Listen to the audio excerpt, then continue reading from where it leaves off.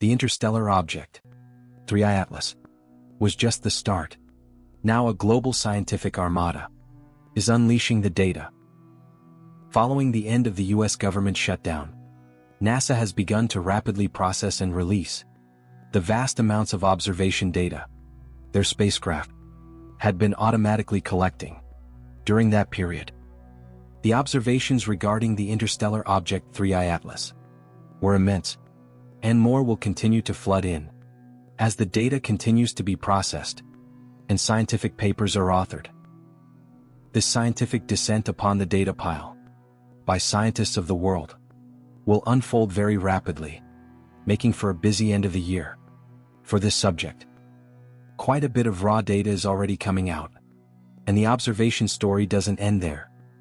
The object is now visible again to both amateur and professional telescopes.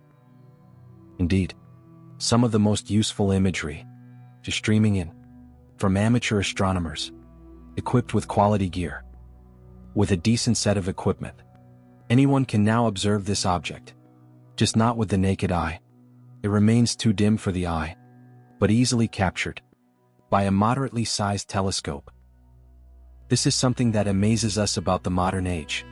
An amateur astronomer from the 1980s, going back to visual astronomy and bulky film cameras, faced a completely different reality. This object had come through, say in 1991. The best anyone could have offered regarding 3I Atlas would have been a simple pencil sketch made through an eyepiece. That was the reality then, and we have come a very long way. For those with greater resources, images involved long exposure camera shots, often resulting in fuzzy dots. Comets at the distance and brightness of Atlas remain hard to photograph even today, which explains why some find the NASA images underwhelming. Compare that historical challenge to what is available today. Excellent professional charge-coupled device cameras, smart telescopes that use global positioning system to locate and then slew around to any target by computer. If you invest the money and time, computers now allow amateurs to stack images, producing scientifically useful astronomical photography and photometry that rivals or even exceeds what professionals could achieve in the 1980s. Indeed, a large portion of data taken after Kepler for Tabby star was provided by amateur variable star observers, and that data was extremely good. But NASA's position regarding 3I Atlas was unique, as was the European Space Agency's. Scientific assets, launched by humans, are now scattered all over the solar system. This network essentially allowed them to watch 3I Atlas from the moment of its discovery, and now onward, for months longer. This means they have been able to monitor almost its entire detectable time in our solar system. There truly never was a time when the comet was completely out of view, even if we could not see it from Earth. The probes at Mars and elsewhere could see it, though barely. As warned in earlier reports, now that the United States government shutdown has ended, NASA has begun releasing more of that imagery. Before we delve into the results, a question invariably surfaces. Why are the images so blurry? Surely we could do better. The answer is a simple reality. You cannot expect a good shot unless you are ridiculously lucky. If you cannot properly compose the shot, chances are you will not get a great visual result. The cameras involved here were not designed to take pictures of an object so distantly in another part of the solar system. Try having someone take your picture with a cell phone camera from 4 miles down the beach at 3 o'clock in the morning, and it will not come up with much. It is not designed to take a decent picture at night and at great distance. Distance is a real problem. Try to image 3I Atlas with a cell phone. You cannot. It is too dim and too distant. Without the help of a telescope, your camera is not good enough to collect that light. because you are trying to make toast with a garden hose. You cannot do it with a few millimeters of lens. You need inches or many centimeters. That is a physical reality. However, you can take a picture of the moon with your phone because it is close, enormous, and bright.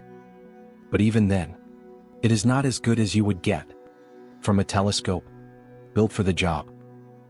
Space-based cameras also work on these rules, governed by the physical realities of what they were intended for. And we have a lot of those cameras right now in space, as imperfect as they are. 43i Atlas. The NASA missions so far involved, with more from Hubble and James Webb coming, include Spherix, Swift, Perseverance, Maven, MRO, Lucy, Europa Clipper, Psyche, Punch, Parker Solar Probe, Stereo, and SOHO Mini, in conjunction with the European Space Agency, through partnerships. That is a lot of eyes in space. Now, to the results so far. One observation is from the Perseverance rover on the surface of Mars. It is surprising this mission was able to get an image at all, as it was designed to look at the surface of Mars in broad daylight. It did catch the comet, and this image actually came out several weeks ago. But for the other spacecraft, there was much more data collected during the shutdown. The first significant mention is the Psyche mission, which is on its way to the asteroid 16 Psyche. This mission is optimized to study the asteroid because it is metal-rich. It is probably the remnant of the outer core or lower mantle of a shattered protoplanet. Profiling this asteroid is essentially seeding a future industry, as this is exactly the type of asteroid someone might mine for rare metals. Psyche captured a series of 4 images of Atlas on September 8th and 9th, over 8 hours. It was very distant, 33 million miles, so it appeared basically as a dot, moving across the sky. This was the first image of its kind, taken by the Psyche probe, and stacking all 4 images results in a pixelated but visible object. Just a week later, the Lucy spacecraft observed the object from a completely opposite perspective in the solar system. This is important, as it lets you see the coma from different points of view, offering an interesting profile of the dust coming off it. This material is from another star system, older than our own, and we cannot get that vantage point from Earth. Lucy's mission is to study Jupiter's Trojan asteroids, which are thought to be early material left over from the formation of the solar system. Lucy was significantly further away from the object, 240 million miles, but has a higher resolution camera. The images again were stacked and clearly show the comet's coma and tail. The comet's tail is pointing away from the sun, which is expected cometary activity, though there still is evidence of an anti-tail spike caused by preferential heating. Basically, ice melting in the sunlight and blowing gas toward the sun as a result.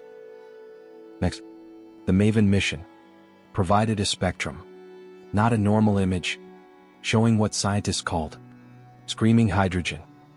This screaming hydrogen signature gives a definitive profile of water coming off 3i Atlas.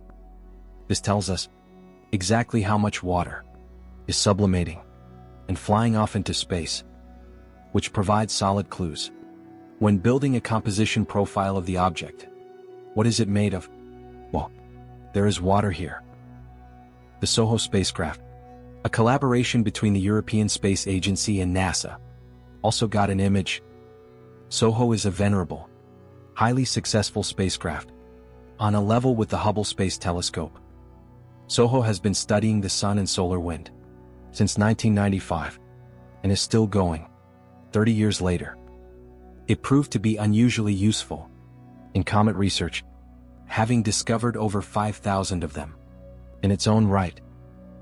One of the beauties of SOHO is that it is sitting at the Sun-Earth L1 Lagrange point, which gives us an uninterrupted view of the Sun, which turned out to be a very long-term view. The image it captured was a long shot, but the scientists got it, even though SOHO is not designed for this, and is working with old technology.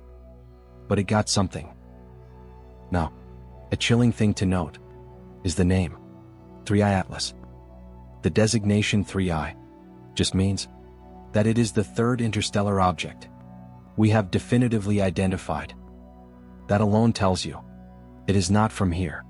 This object formed in another star system, entirely in an unknown environment, somewhere else in the galaxy. If that is not ominous enough, then comes the Atlas part. That telescope's acronym stands for Asteroid Terrestrial Impact Last Alert System. Emphasis on last. This is the telescope that tells us when our extinction is imminent, before we go out, dinosaur style. Can see pretty far out, and has detected all sorts of objects that do not threaten us. But as a bonus to its mission, it can discover interstellar objects of interest, like 3I. I do find it goosebump-raising that our last alert system, for getting whacked by an asteroid, found an object of interstellar origin. Data from the Parker Solar Probe is still coming in, and they caught something. It is fun to note that the human-launched Parker Solar Probe is actually moving faster than 3I Atlas, significantly so. While Atlas was fast, it was not absurdly fast, but fast enough to be interstellar. The NASA spacecraft were able to get observations under far from ideal conditions. There are things that can be gleaned from these observations that will come out over the coming weeks. As to the alien origin hypothesis, that idea is basically dead and was only ever presented as a thought experiment, which the media ran with. But there is a chilling notion hidden in all of that. If there were an alien probe hiding in the solar system, watching us, we just told them everything we possibly could about our capabilities of detecting and observing objects in interplanetary space of interstellar origin. If you'd like to see more content like this, make sure to subscribe to Deep Space Feed.